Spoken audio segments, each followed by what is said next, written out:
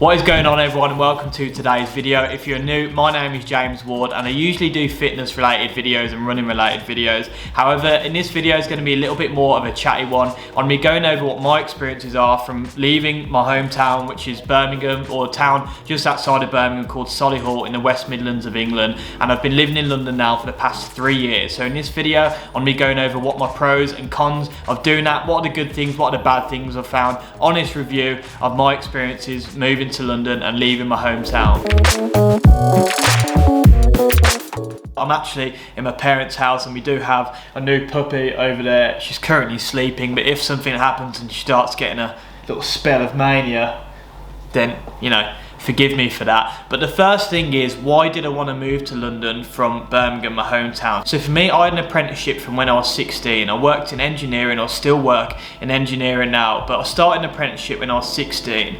And I remember I started the job off and, you know, I was enjoying life, I was enjoying making some money. I was earning, well, say good money. It felt like good money at the time. I think it was only like £4 an hour or something. But at 16 years old, when you're working full time and £4 an hour, it feels like quite a lot. And when I first started, I was enjoying what I was doing. I was kind of progressing, got a few pay rises, and gradually over the years I won't go into the ins and outs of it, but as the years went on, I found myself just starting to lose my mojo a little bit. I think I was turned 18, so I was in work for a couple of years. I played football through my whole life growing up. And then my life very much changed to living for the weekends and just basically living for stimulants, you know, going out, getting pissed with your mates every weekend. And it was good fun at the start. Over this time, I gradually had less and less self-respect. I think I was starting to really dislike my work. I was hating what I was doing, to be honest with you. There were a few characters in work that I just really didn't get on with. And the reason why I wanted to leave eventually, like 5 years down the line after being there, was ultimately I felt comfortable. I felt emasculated and I felt too comfortable. I felt like I needed a little bit of aggression in my life, and I needed a little bit of spontaneity where I didn't actually know where I was going to end up. Because as much as I love my friends and family from back home, that was all that I knew. So it wasn't anything personal that I wanted to leave. It was just ultimately I wanted to have more experiences. I didn't want to grow up and live in the same town my whole life. And I remember the most common thing that I would say to myself, like, is this it? Is this my life? You know, if I don't do anything, then I'm going to be here for the rest of my life. And it was then that realization where I think everyone thinks that they're special. You know, it's that spotlight effect of when spotlight effect is basically when you're in your own head and you think that you're walking around with a spotlight on you and everyone's judging what you're doing, but realistically everyone's more bothered about themselves and more scared about judgment of what people think about them. But with this spotlight effect, and I think having quite a big ego, as a lot of kids do, because you're a little bit more insecure at that age, you develop a big ego when you're not very confident about something. People will often associate being confident and having a big ego together, but actually typically it's on a complete opposite ends of a spectrum. So the lower in confidence you have, the bigger ego you have, and the more confidence you have, the lesser ego you have. Because imagine if you have a lot of confidence in yourself, then you're not really scared about someone else proving you wrong, so you don't feel threatened and feel like you have to one up them. As I was growing up, I started learning a little bit more about this psychology and stuff like that. And one guy who I worked with had a very big ego, and he was a complete narcissist, to be honest with you. I was training as an apprentice and he was brilliant at the start, I think, because he was teaching me, and whenever I was doing something good, because I was really enjoying my work when I first started, and whenever I did something good, he would be congratulated for it as well. And then as I progressed a little bit more and I developed a little bit more of responsibility, what would happen was if something went wrong, then he felt it upon himself that I was letting him down, I guess. So he was probably getting a little bit wound up that I wasn't doing everything bang on, and he started leaving me to do his stuff. And when I was doing his stuff, every now and again I'd make a mistake, and then he would get pissed off with me ultimately and get a little bit emotional because he thought that was making him look bad. I was trying my absolute hardest, and that's all you can really do as someone that's trying to learn. So you can't really, if you're looking at it from an intelligent point of view, you can't really be mad at me, because ultimately I was doing quite a lot to me to be able to learn. You know, if there was something that I wasn't doing and you felt like I wasn't doing, it's no good just telling me I'm not very good. It's telling someone what can they do to better themselves, what can they do to progress. That is the logical way of doing it, instead of just saying oh, you know, I was much better than you at your age. I was doing this by the time I was in engineering for a year. This is the type of stuff I would hear. This guy kind of manipulated me quite a bit. I started to actually dislike what I was doing in work, mainly because of this one individual. So I was there, and I started to develop less and less self-respect for me, because as I started to dislike my work, I'm very much someone where I wear my heart on my sleeve and I get obsessed with things. So I was obsessed with my work when I first started, and I was really enjoying it. But as soon as the obsession goes, I don't put any effort into anything. So I remember just being at work, and man, I just dropped off, like no excuses. I just stopped enjoying what I was doing, and ultimately I stopped caring, essentially. And I hit this ultimatum in work. I spoke about this briefly before in this channel, where there was an old boy that I used to work with, and he would often just have his head in his hands at work, and it wasn't anything in particular. You could just tell he was probably just a little bit depressed overall. And I think ultimately it was that person when I realised to myself, I thought I was going to be special, and I realised to myself, if I don't work, if I don't get a little bit of aggression and kind of feel a little bit more emasculated in my life, if I don't go for something, and I'm going to be that guy, I'm not special. I've got to work for something if I want to change my life. And I just remember having this feeling of, I don't want to be that guy right there. And I'd often say stuff, literally say, is this it? You know, is this my life now? And am I going to be working in this company for the rest of my life, living in the same area? As much as I loved all my mates, my friends and family, it was very comfortable for me, and it wasn't anything personal, but it felt like for me, if I was to grow, I needed to go out of my comfort zone. And for me, moving to London was something that was going to do that for me. So when I moved to London, this was very much what I think of as a honeymoon period. I just moved down to London, and I had this romanticised view of what London was in my head, because my brother lived in London, and whenever I came down to visit, I'd spend a weekend there, and we'd be going out drinking and doing different activities in a day, which London's absolutely great for. Ultimately, as a young kid, there's so much stuff going on, and it's really, really enjoyable. But the thing about it is, you get this romanticised view in your head that that's kind of something that you can upkeep. You can, you know, go out every weekend and you're going to be happy. But I think I kind of conned myself a little bit. So when I first moved down to London, everything was great. I was meeting a lot of new people through work and through my personal life. And I'm also meeting different people in work that come from different leases of life, that have immigrated to England from different countries all over the world. And I'm speaking to these people, having some really interesting conversations, you know, people from Eastern Europe, people from Asia, all over the world. So I'm kind of broadening my horizons, and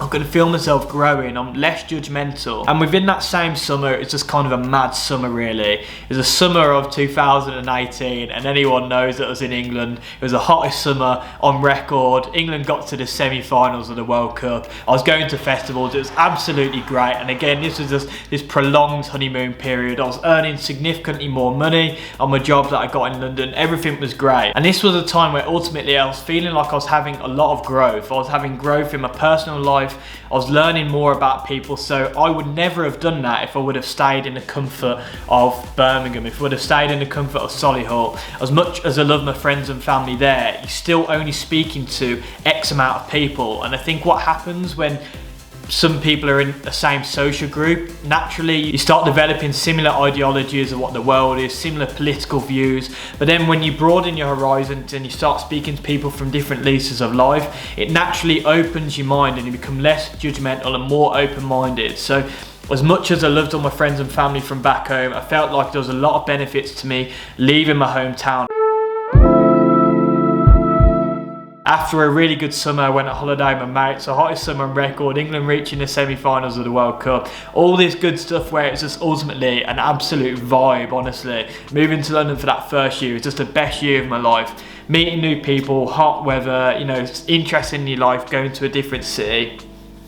And then there became a point where this became normal for me then.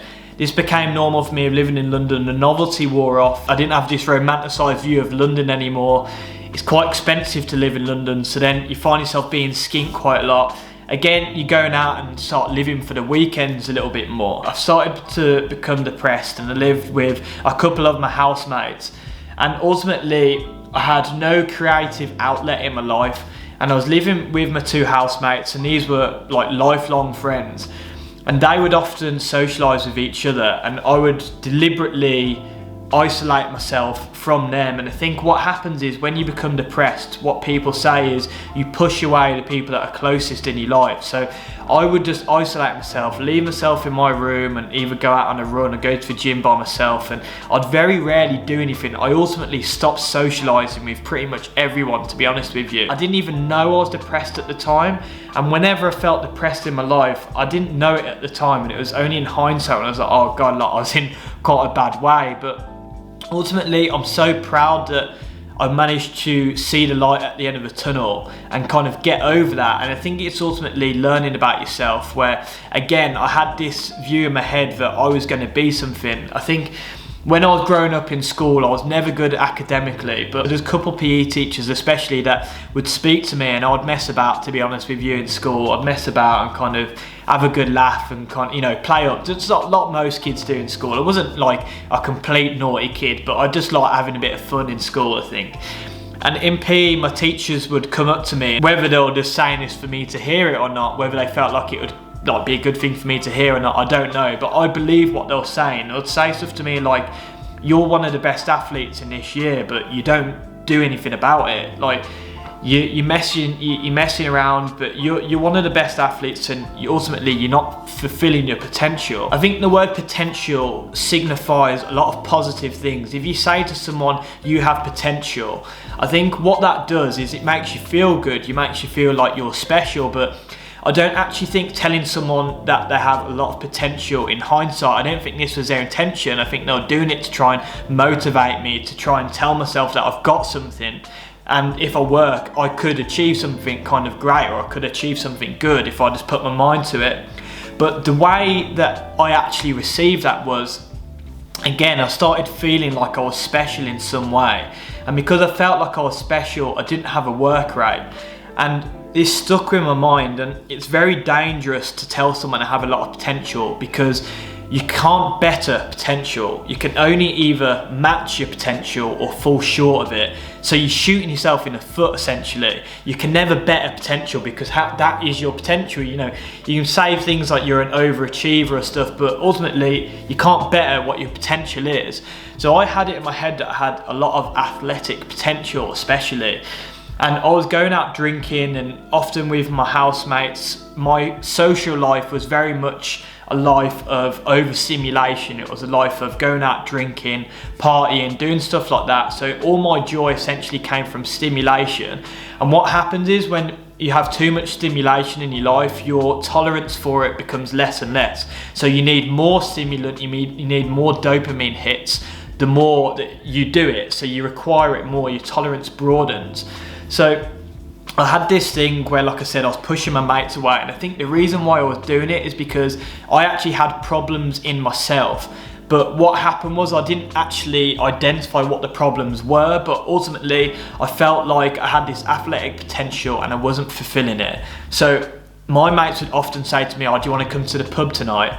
And I think I would say no, I'd be quite cold with it. And when my mates would ask me if I was going to the pub with them, in my head I started resenting them for almost distracting me from fulfilling my potential for me to better myself in athletics, when really it was my own issues. But it's quite a complicated thing you do in your head. If you feel like you have potential, you become obsessed. And I'd often do these things where I'd read in a lot of self-help stuff, and I remember the one day I just wanted to cry, and I wanted to cry because I was so frustrated that I was feeling depressed. And I was going to the gym a lot, I was working out a lot, but I was still living for the weekends, and I would just get frustrated, like really frustrated, that I couldn't articulate in my own head what I was feeling.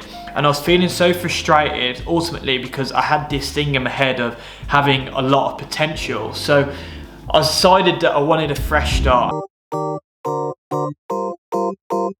In 2018, I composed a list of annual goals for the following year to get a little bit of structure and a little bit of meaning in my life again. I started running, I applied for my first marathon in April. I didn't really run before, I ran a little bit in school, but then I uncovered this passion for running. I was doing Brazilian Jiu-Jitsu at the time, and all of a sudden I started getting my mojo back. So the reason why I wanted to speak about this was I wanted to speak about the importance and how significant it is to have some meaning in your life, whether that's something, a hobby, or whether you enjoy work, that's great. But for me, I didn't really enjoy work, so I needed a hobby outside of work that I could focus on. And I started running, started doing martial arts, and that's eventually when I started my YouTube channel through running. That's how I kind of took that next plunge. And I think I only started doing that when I got more meaning in my life. And now I started enjoying going out to London again because it felt like I deserved it. I gained self-respect, where I think before, that romanticised view of London started to fall off, the novelty started to wear off. I felt myself lost. So there will be a point, if you don't have meaning in your life, you know, if you just go there to work and just going there to kind of go to this new city, there will be a point where you start asking yourself again, like, is this it? And then that will become your new normal. So my advice for anyone is get a little bit of a hobby in your life. If you're not sure what that is, just experiment with stuff. Experiment speaking to people, what they do. Experiment doing something physically, you know, anything, whatever that is. Try and find a little bit of meaning in your life, because ultimately that novelty will wear off if you move to a different city. However, I don't want anyone to be put off by that. In fact, I would recommend absolutely everyone to go to a new city. Ultimately, I've grown loads just by speaking to new people, and it sounds a bit cliche, but technically finding yourself. I think a lot of value comes from that, and finding a little bit of meaning in your life. Where now I love running, I love making YouTube videos, and that's kind of a passion for me on the side, where you gain self-respect because you know how hard you're working. You've gained the discipline, which ultimately just builds for a more confident person. I'm 10 times more confident now than I was before I moved to London. I think ultimately all of that stemmed from just me going out of my comfort zone and trying to listen to how I was feeling. When I was feeling depressed and stuff, even though I couldn't work it out at the time, I stuck with it and I got through that bad patch to then learn about how I was feeling, learn about myself. If you're someone that's been told you have a lot of potential, try and scrap that if you can. Try take your ego out of it, and don't allow yourself to believe you have a lot of potential. Have confidence in yourself, but ultimately thinking you have a lot of potential, it might motivate you, but there'll become a time where you think you're shooting yourself in the foot because you can never better potential. You can only match it and you can only fall short. I appreciate today's video is something a little bit different, but honestly, this was something I really wanted to do. I've been living in London for over 3 years now, and I feel like a completely different person, a better version of myself for doing so. So again, I'd recommend anyone leaving their hometown to think it's the best decision I've ever made personally in my life. I'm going to leave the video there. If you've enjoyed it and found value in it, please do give the video a like. Consider subscribing if you're new, and I'll see you guys next week where I'm getting back on the fitness stuff, back on the running stuff. Yeah, I'm shining bright, got me feeling like I'm next up, feeling like I'm Curry, how I'm balling on the West Wall. If you told me back then, I never would've guessed so. Now the way I'm winning, I ain't have to cut the head. Hey, I said I've been saving, dog, let me see the money. Hey.